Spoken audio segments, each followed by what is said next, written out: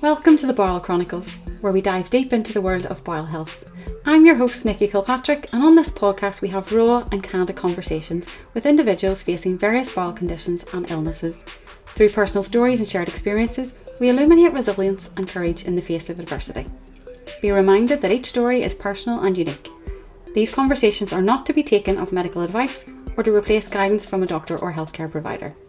Our aim is to inspire and empower through these amazing stories, amplifying voices often unheard. So join us as we embark on this journey together. Sit back, listen, and be inspired. Enjoy the episode. Well, hello everyone, and welcome to another episode of the Bowel Chronicles. I'm your host, Nikki Kilpatrick, and today we are joined by the lovely Bethany in Glasgow. Bethany, you're so welcome here with us today.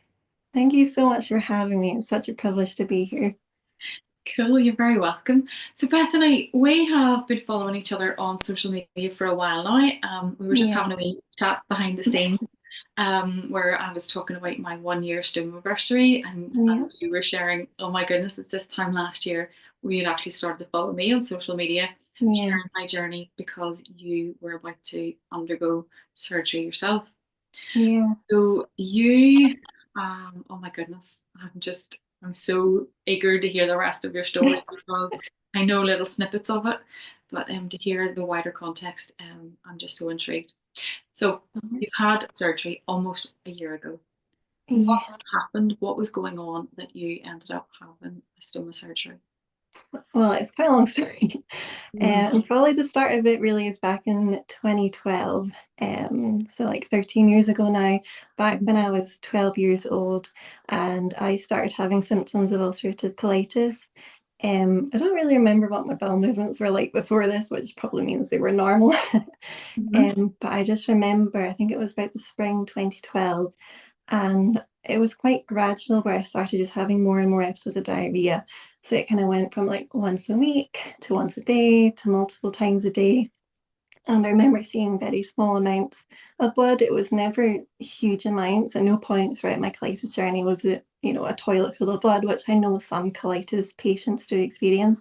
I only experienced very, very small amounts in the toilet or kind of when I was wiping. But this did cause me to get quite anemic, and I started having episodes where I was really lightheaded. I actually had episodes where I was fainting. Probably one of my worst was we went on a trip to Oban as a family. We went to the aquarium, and they had one of these like show and tell where they like showed the stingrays and the crabs and stuff. And it was a big group of people, and I just completely fainted and collapsed on the ground, which wasn't my finest moment. But I think that kind of triggered with my parents. Like, oh my goodness, what is what is going on? So they took me to see my GP, who ran a blood test and to check like my hemoglobin levels, and it came back that I was really anemic. I literally had the blood test done that like in the morning, like kind of between 9 and 10.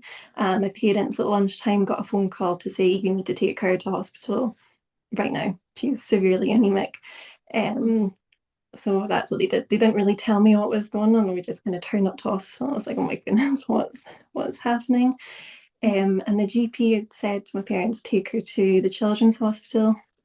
So I was only 13 at the time, or just turned 13. And I remember when we were there, like the hospital was completely dead. There was nobody there, but they just kept telling my parents that I should be at the adult hospital and not at the children's hospital. And they just made me feel really unwelcome, and like we just weren't meant to be there, even though that's where we've been told to go. And they kind of asked me a few questions, but kind of a bit about kind of my bowels and it's kind of my diet and things, and they just kind of, you know, it was probably a bit of a fork in the road had I said something at that point about the changes. My story might be completely different now, but we don't know. But I just felt so scared and unwelcome. And I did not, when you're 12, 13 years old, you do not want to talk about your bowel movements to your parents or to a doctor. Like you're raised to say, you keep that private, you keep that to yourself. And to all of a sudden just be thrown into this where, I had the opportunity of talking about it, I just completely froze and I didn't. And yeah, the doctors just said, right, okay, just change your diet. It's probably diet related. and put me on iron supplements, which obviously people who have got ulcerative colitis shouldn't really be on iron supplements because it can actually worsen the inflammation. So that wasn't ideal. But kind of in the few months kind of after that, my kind of lightheadedness and fainting did go away. So the iron supplements probably were working, but it did kind of make my tummy a bit worse. And I kind of went on for that for a few months, and it wasn't as severe as a lot of other people with colitis, or kind of it did then get worse as I got older. At this point, it's probably only going to the bathroom like between 5 and 7 times. I mean, I say only to like most people, that's a lot, and that's quite Yeah. serious. But at this time, I was I could deal with it, I could manage it. Um, And yeah, kind of, but then I reached a point where I was like, right, I'm kind of fed up. A few months after seeing the GP, and I said to my parents, about the symptoms that were going on, but unfortunately, for every reason, they didn't really believe me. I think they thought that I was just trying to get out of school. They didn't I don't think they really saw me having these symptoms because I was so good at masking them, and also don't think they didn't have the education on inflammatory bowel disease, on what this could actually mean. I think they just thought, oh, she's going to toilet, what's yeah, I don't think they really saw the seriousness of it. Is there inflammatory bowel disease in your family?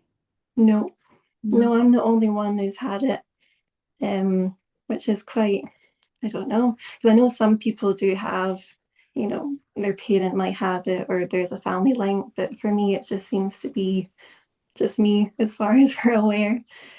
Um, so yeah, after my parents then chose not to take me to the doctor, I kind of figured that I must be fine. I kind of, I guess, almost gaslit myself into this is fine, this is normal. And it wasn't actually until I was 16 that I then finally said to my parents again, like, maybe I do need to go to the toilet. But in those kind of 3 years, life was hard, but I just kind of thought I just had to get on with it. Because obviously I was going through high school, which is, not easy as it is, but trying to then also hide these symptoms was really How did you hard.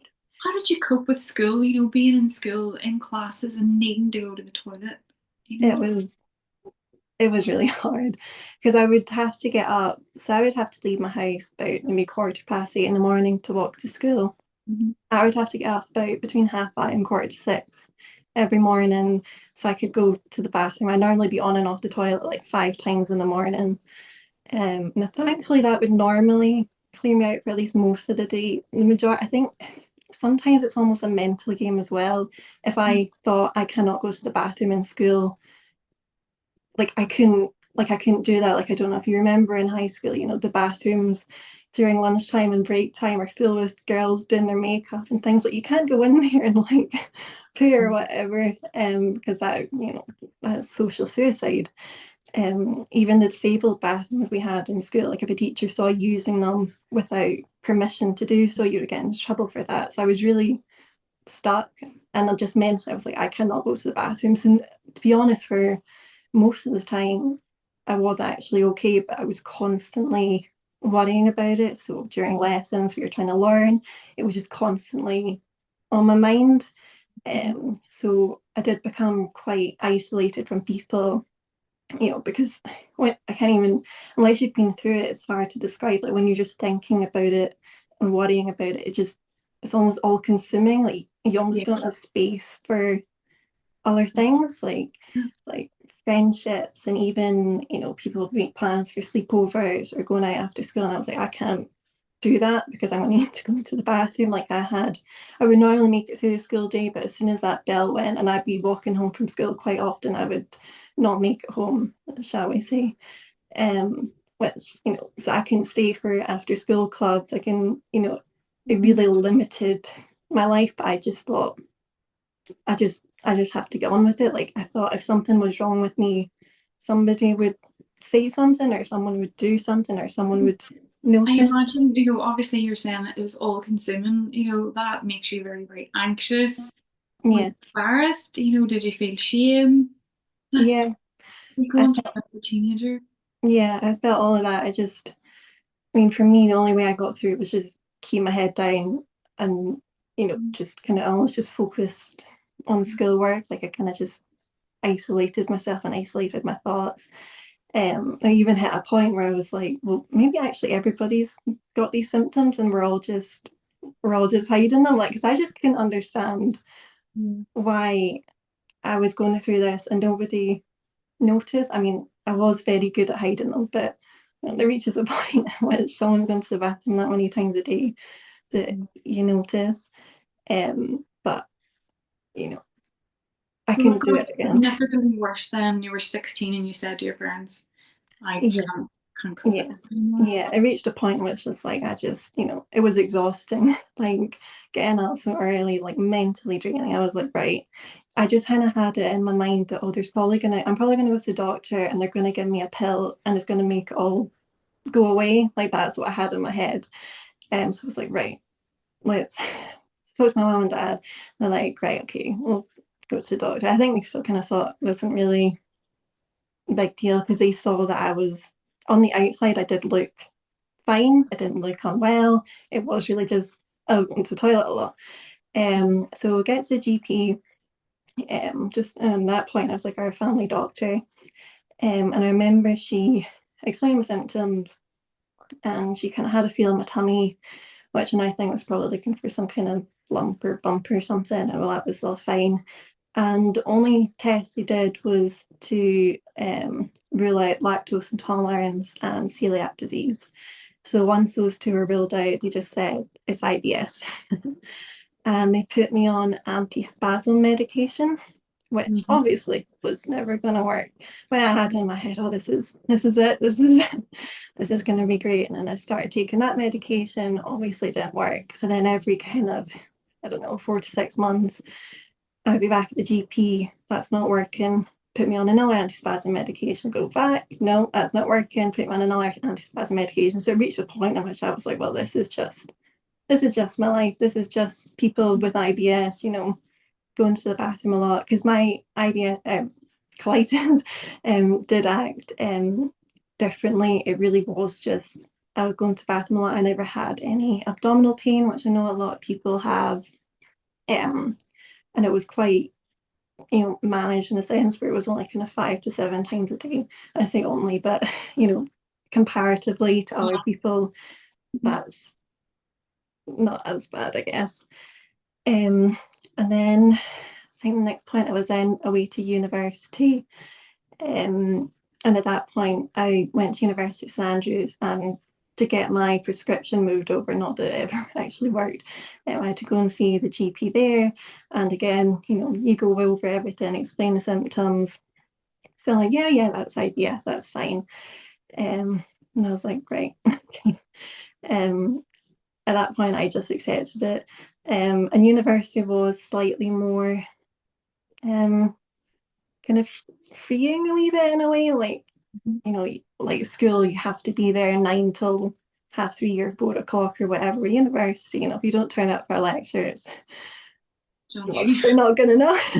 And it wasn't as much like I'd be maximum in like 3 hours a day. So it was more, you know, I could kind of deal with it a wee bit better. It was still hard because I was still going to the toilet all the time, but I still just it was slightly easier. Um, and I did still, whilst I didn't get the full university experience that you would imagine, I still kind of worked around, still going out at night, still seeing friends, still going to classes. But yeah, it was harder than how most people would find it.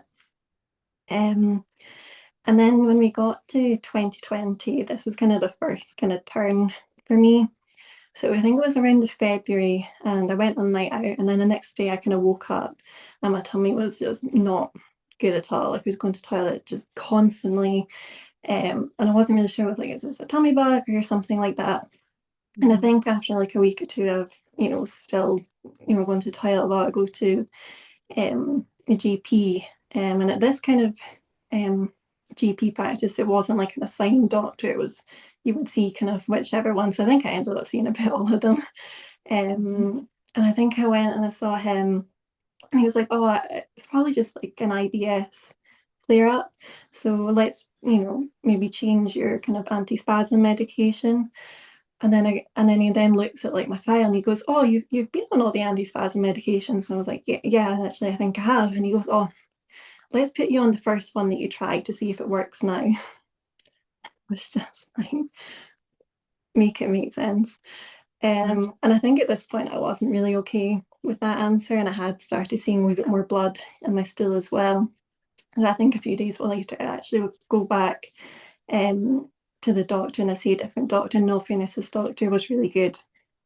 And he's actually said to me, "I think this could be colitis or Crohn's." And I'm like, "Oh my gosh, what is that?" And so he's like, "Right, I think we should do a blood test, and I think we should get some stool samples just to be able to rule it out, because I don't think I'd ever had to do that before." So I do that, do the stool samples, hand them in. The next day, lockdown hits, and my samples aren't processed because I wasn't deemed urgent. Oh my goodness. So I was kind of then just back to square one.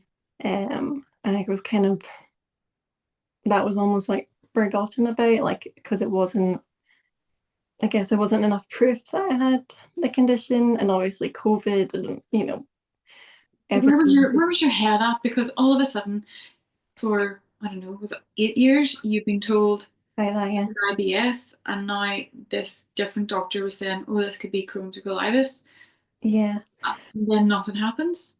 And it was, I think that was the first time I'd even heard of Crohn's and colitis. Like, I didn't even know what that was. I think I maybe had like heard Crohn's in passing, but didn't, I didn't Mhm. really know what the symptoms Did you or research it? Did he tell you what it was? um trying to cast my mind, but I think he kind of said, you know, briefly kind of what it was.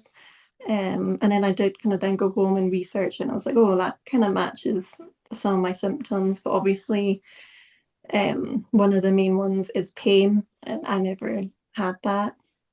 Um, and I think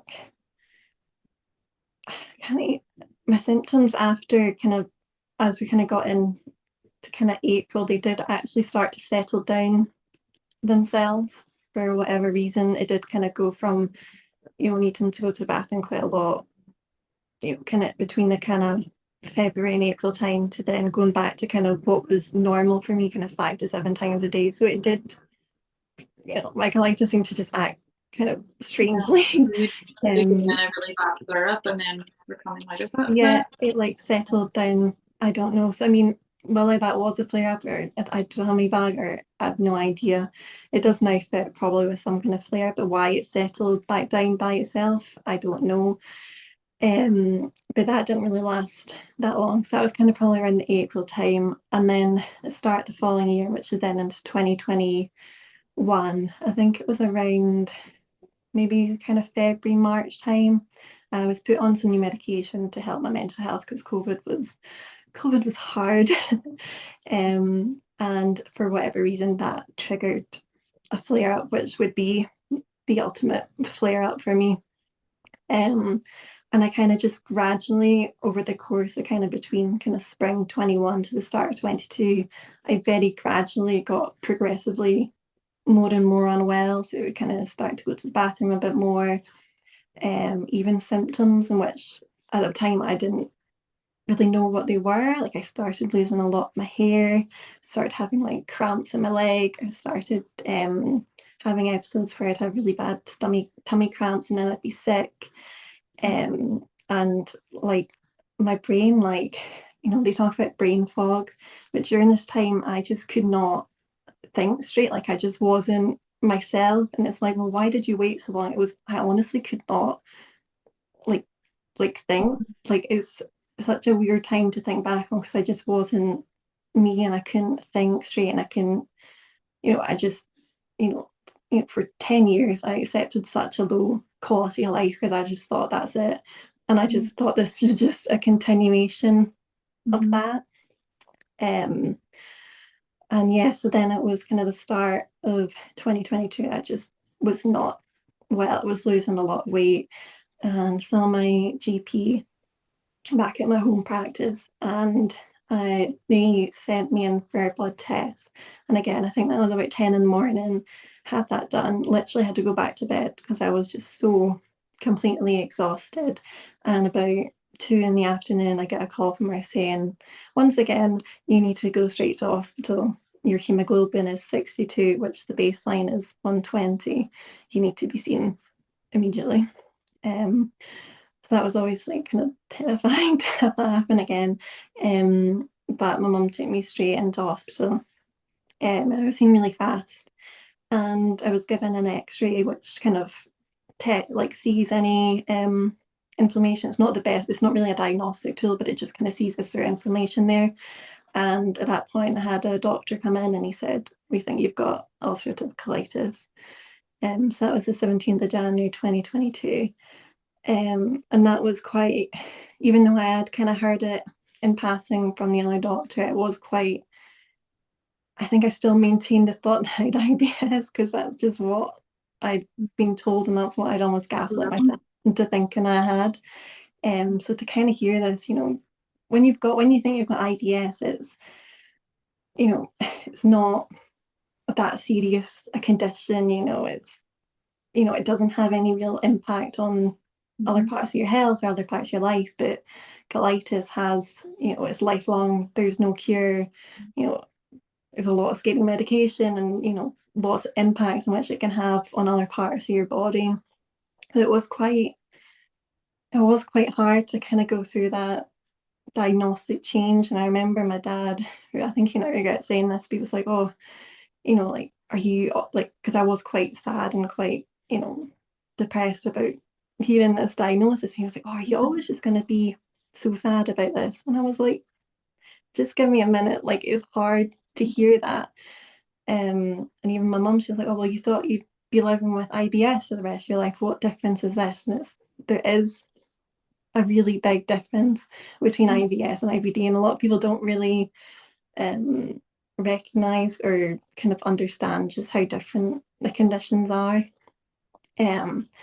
But after the doctor told me we think you've got colitis, I then spent the next couple of days having iron infusions, blood transfusions, all the infusions. They were like, "How are you still like going on?" And I was like, I just thought I had to. Like, this was just how I thought I had to live. It as your norm, and you had no choice but to. Yeah, it was just normal for me to be unwell, essentially. And when you've lived like that for a decade, you don't expect anything more, I guess. And then the following week, I had a sigmoidoscopy, which then confirmed the ulcerative colitis. And then obviously That's when it's the three scope into your. yeah, yeah. So I mean, yeah. So I mean, that was it was quite scary having that done for the first time. It's not particularly pleasant, but I mean, I think it only lasts a couple of minutes, and they literally just had to say it's colitis. They just need to get so far in order to say, yeah, that's colitis. So always at that point, I'm then put on to prednisone, steroids, and I'm started on infliximab, which is quite a common starting point for treating ulcerative colitis, which is like an IV infusion. So like a week or two after getting diagnosed, like I was feeling great on the steroids because it does make you feel better really quickly. Like I was like, "Oh, I can like go out for dinner again, I can do stuff," and I was like, "Gosh, this is great."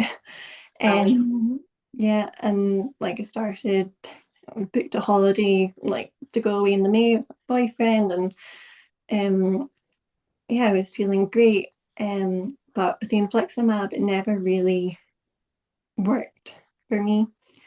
So I got to the May and I went on holiday with my partner. And then kind of straight after that, I kind of started to decline, and actually declined really quite fast. And I just it was really bizarre symptoms, like my back was aching. I got like this eye infection. Like my whole, like I just felt unwell. That's the only way I can say. I just felt so ill. I couldn't even put a finger on how I was unwell. It was just, I just felt dreadful. So I think then in start of June, and then back in contact with my gastro team. Um, and then I have another sigmoidoscopy because I think they kind of wanted to see is the infliximab, doing anything, in which it wasn't. So then I was readmitted to hospital to have then the really high dose steroids because they just needed to get it, back under control because this was probably the point in which I was the most unwell out of my whole time. And it was horrible. And actually at this point they said there's a 50-50 shot. You can either try one more medication, and if that doesn't work in 3 weeks, we'll take your bowel out, or you can just go ahead and have stoma surgery. Which at that point I was like, oh my God, that's not what you kind of want to hear. And it'd been such kind of a fast progression from, thing at IBS to colitis diagnosis, starting to feel a wee bit better on the steroids and stuff, although that's kind of a temporary fix, to then all of a sudden getting so unwell and hearing that I might need stoma surgery. Mm-hmm.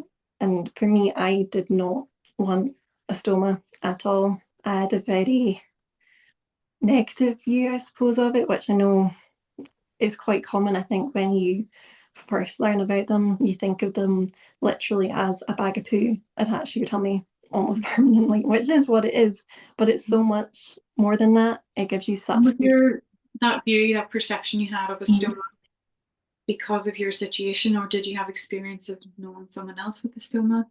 I didn't know anybody with a stoma. I think it was more based on how little I knew about them. Mm-hmm. I think it was just based on, a very quick Google search.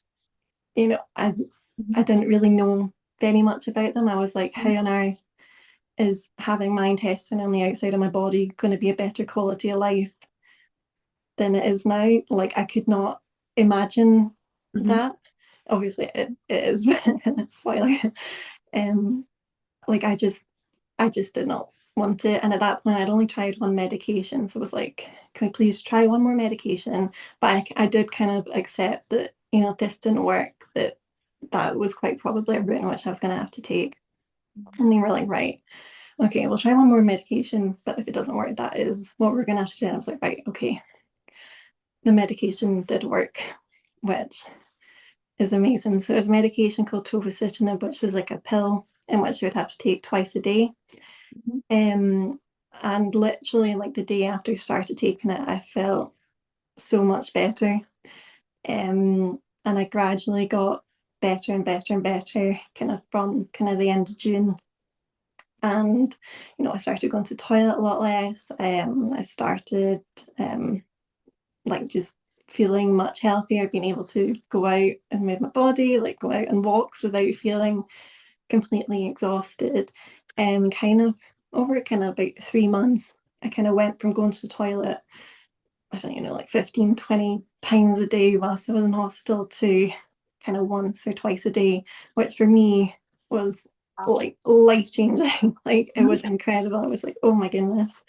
That's, you know, it like changed everything. I could then kind of like see a future as like, this is, it was amazing. And I felt so great. Um, and because at this point I'd actually, because of my colitis flare up, I was doing a postgraduate degree at the University of Glasgow, but I had to take a year out, kind of when I got diagnosed with ulcerative colitis, because obviously I was so unwell and I was going through so much treatment, I couldn't balance the two. So because I was getting so much better, by the end of like 2022, I was really kind of probably the healthiest I'd really been in ever. I don't know. And then started 2023, I go back to university. I'm kind of getting back into living my life, which is great. I mean, my life wasn't, I was still going once or twice a day, which would still take me normally around like an hour or so, an hour to an hour and a half. So it was still taking up a lot of time, I guess, kind of using the bathroom. But to me, I mean, I used to sit on the bathroom like probably 3 to 4 hours a day. So it was a massive, massive cut off. And then in the April of 2023, my consultant says that we should probably do a colonoscopy just so because at this point they'd only managed to do sigmoidoscopy just because of how inflamed my colon had been. So I'm like, yeah, we'll do that just so they could kind of see, was the colitis all throughout my colon or had it just been in one area? So I go and have that done. And then start of June, 7th of June 2023, I've got an appointment with my consultant and he tells me that I've got low-grade flat dysplasia throughout my colon, which is a form of precancerous cells, which was probably because of how long my colitis had been left untreated and unmanaged for. Which was a very difficult thing to hear because I genuinely thought I was going into that appointment that he would tell me everything was looking great and that I was doing really well and that my colitis was under control, because really they were saying it was either in remission or very close to being in remission.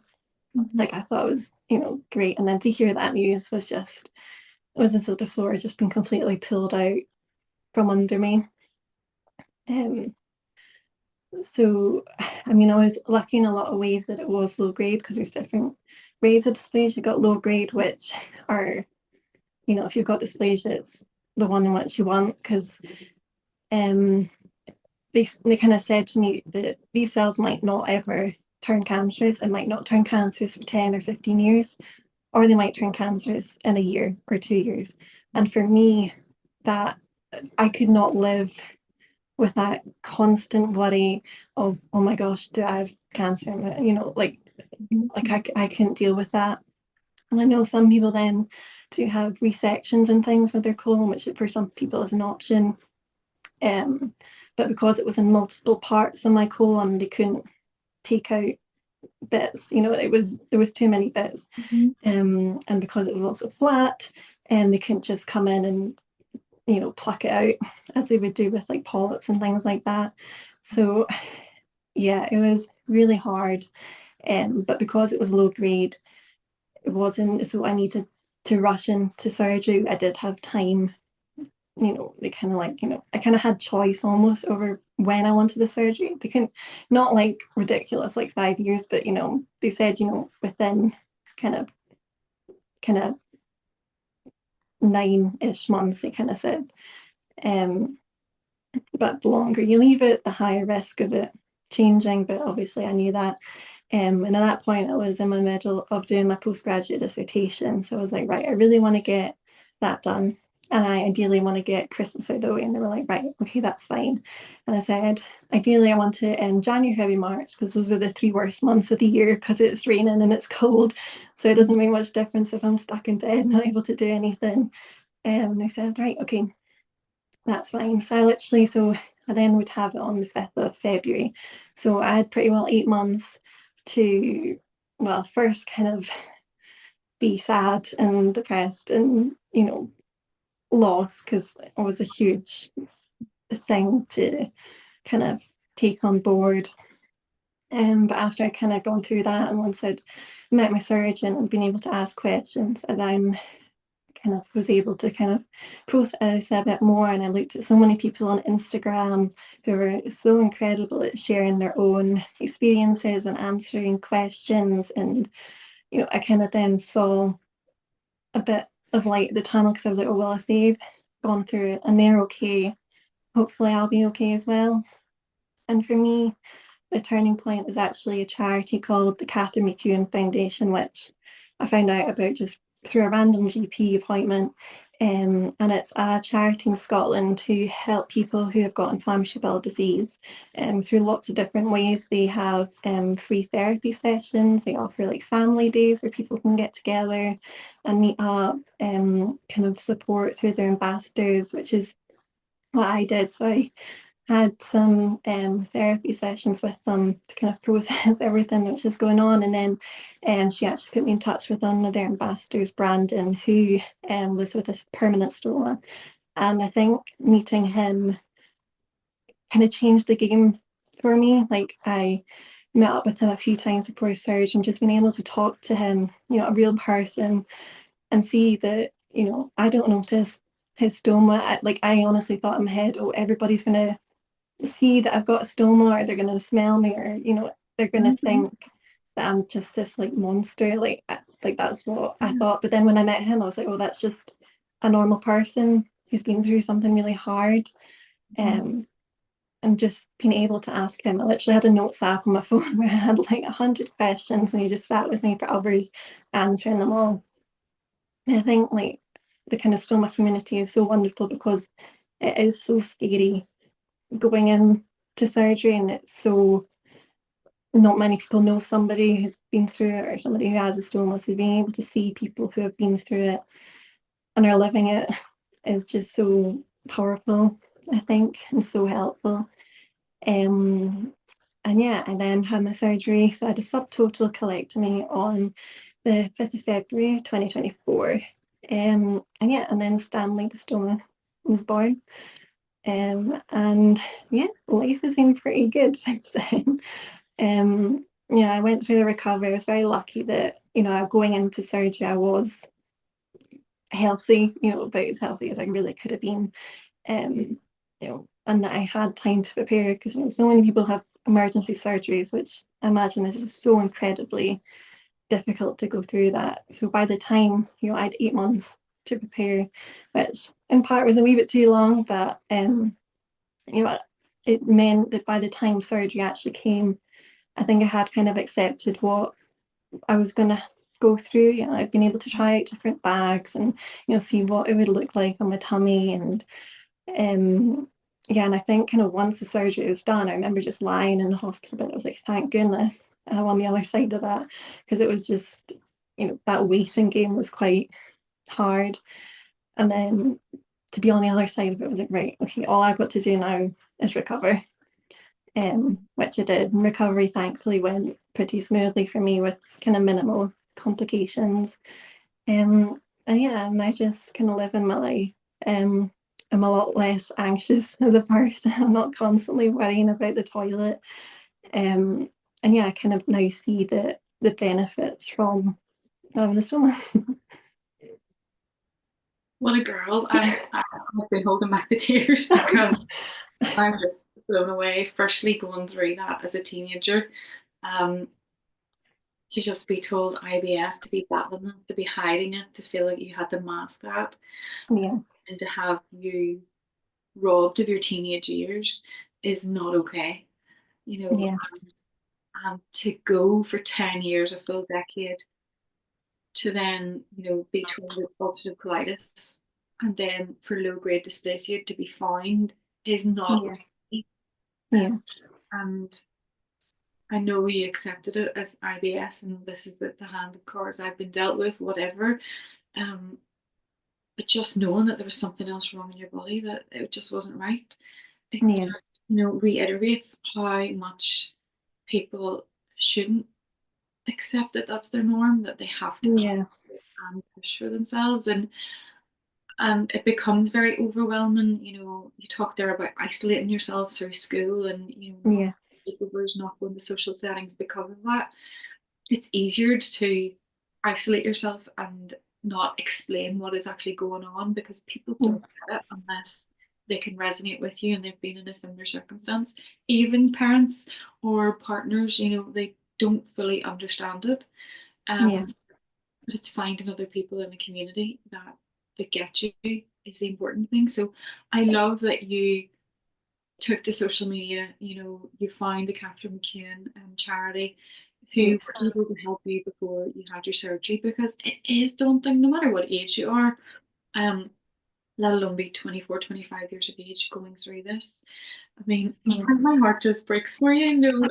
I wish I'd have known you then. I would have had you scooped up in my arms going through it with you, because that's just not okay to be, told you've got ulcerative colitis, going through treatment to feel fine, and then all of a sudden be told you've got precancerous cells that could yeah, go either way.